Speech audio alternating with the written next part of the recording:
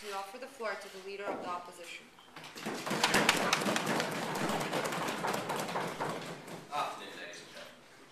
We fundamentally agree with the proposition on 2 points. 2 things we think are really important. One of these is choice, and the other one is happiness.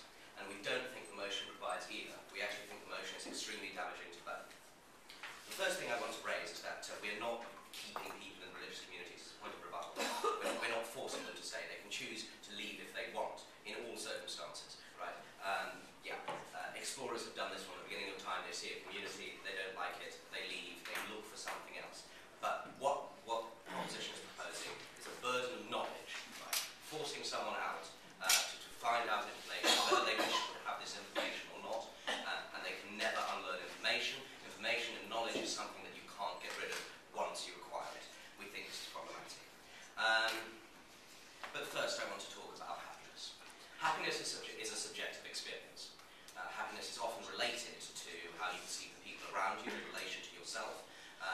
Say, 200 years ago, people may have been quite happy in another situation, in a village, interacting with each other. We think these communities are probably actually happier than we are. Extreme unhappiness does cause people to leave. We don't see that happening. Yes, I'll take your point. Yeah, on happiness, would you argue that it's okay for me to take drugs because it makes me happy? Yes. I don't really see how this relates to the debate. Yeah, that's completely unrelated. Look, the thing about happiness is, it's a subjective experience. We don't think that because, there's an option of someone who looks really happy at the top of society, which is not really the case. We don't see them being remarkably happier. We don't see like the people at the top of society grinning happy all the time. But we think it's like an immensely seductive experience. And we think, happiness is subjective, and we think that people will be happier for the reasons I will get on to, which is the problems with the modern world. Yeah, I'll take your point. What you are to answer is the fact that if you're living in a community and you are this happy, and then you go outside and are this happy, you'll simply go back. If you're this happy, your amount of happiness will increase. That's exactly what we're getting to now, sir. Why the modern world is both more seductive and less happy than these isolated religious communities.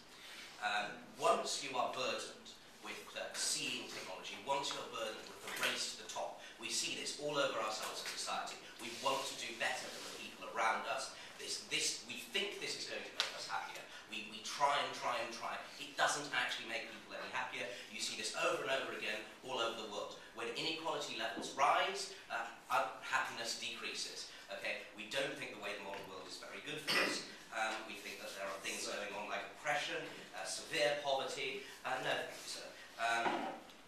But we don't feel that these people can really leave very easily because of the way it works, because of how seductive technology is, how technology and our social systems essentially mould the entire world into a homogenous entity which is difficult to escape. I challenge any one of you to sort of give up technology and return to the state of for instance, the Amish. It's extremely difficult to do.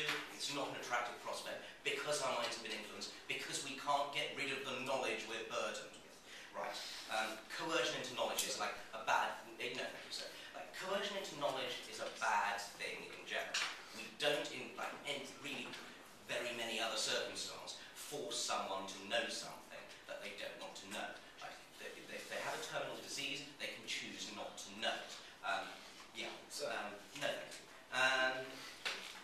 But the problem is, like, once these people have seen the misery of the moral, all right. On the coercion, you do realize that non-springa is an optional thing, right? No, sir. What you're proposing is not an optional thing. That's your prop. You've just said it's not an optional thing. You will force people to have this burden of knowledge, which they can never. No, thank you. Which they can never lose. Right. So what we have is these people who are fundamentally less happy because they're in the modern world, or they return to the communities having seen the modern world. Now we don't think this is doable because we don't actually ourselves see this as a happy state and then go back there. Why is this? Partially because we always wonder if we could have had some more, but also because we feel a sense of moral obligation. We see misery, we see suffering all around us. These communities have